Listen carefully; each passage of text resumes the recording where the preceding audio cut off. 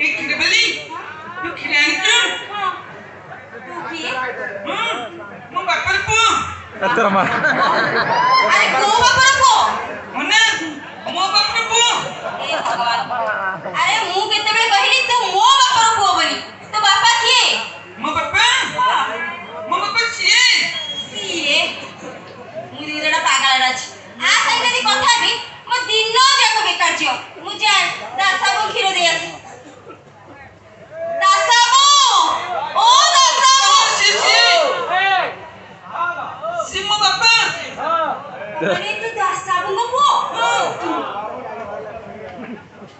दासाबो रे इरे बड़ को अछि काय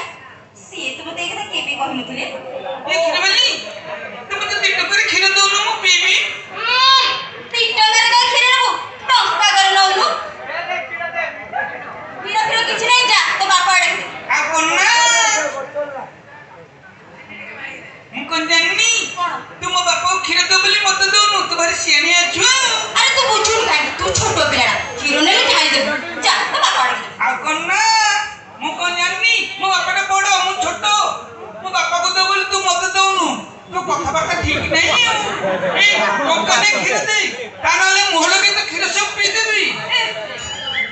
तू तो भीतर पक्का ढाणा अछि या लज्जो जदी मो खीर ऊपर पड़ जिवो ना तार मोर सब दियो खीर छिड़ जिवो मु जाय मो लुगा गानी घोड़ी दे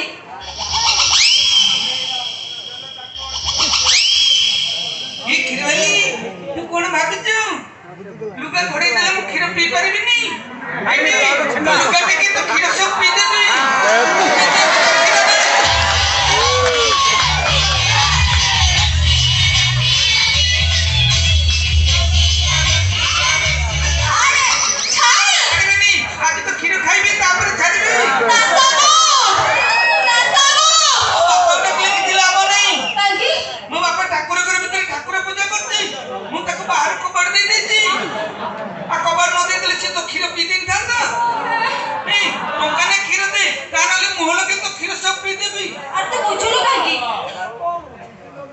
छोटो पिलाडा मंचा खीर पीले तो पेट फुली जीवो आ कन्ना मो बापा तो मते डॉक्टर पाखु नै जाइतला डॉक्टर कहले कच्चा अंडा खा कच्चा कजला खा कच्चा गाजर खा कच्चा मूला खा कच्चा खा आ तो कोच कच्चा खीर पीले पेट खराब हो तो कथा बात ठीक नै आउ ए टंका ने खीर दे तानाले मुह लगे तो खीर सब पी देबी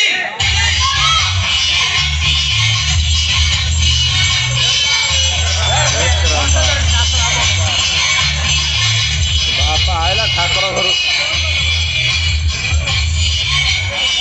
हे बाबा नटिया इरे संड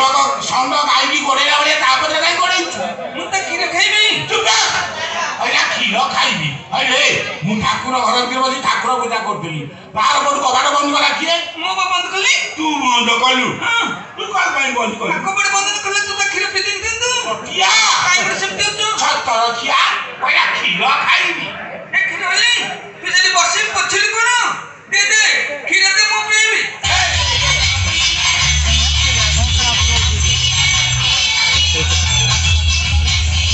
ए बाबा नटिया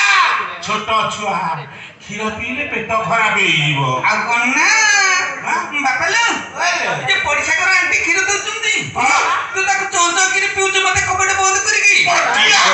तो पेट के जाउनी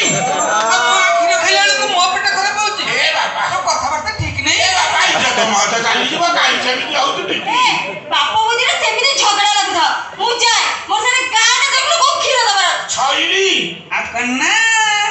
मु तो खीर खाइने तो पळेबो आइलो छैली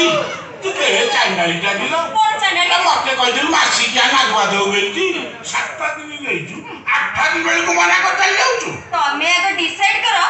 तमे खीर पीबो कि तम पुओ खीर पीबो तू पुआ काई पीबो सेटा छोटा छुआटा ताकू रोग होइछि ना बल्ला को होइछि कट्टा कट्टा मगथ बोला चेहरा पाइछि देखिलु छोटो छुआटा सुखी कोला कठ पड़ी गलुनी तू संतरा पानी बळे सेंतरी जाइथबो ना क्या हम का जेत लोक जे सबडर बड़ बेटा आनो ओहो या पोसर खाउनी कोथि गोर कुंडे खाउची इता तो बहुत टाइम गला रे नटिया ए बाबा नटिया मुगुड़ाई गेलेनी मोर प्रेशर बाहाइछि मुटिए उसुम खीर न पीले थरुची तू सुन खीर पेनो त की मना करती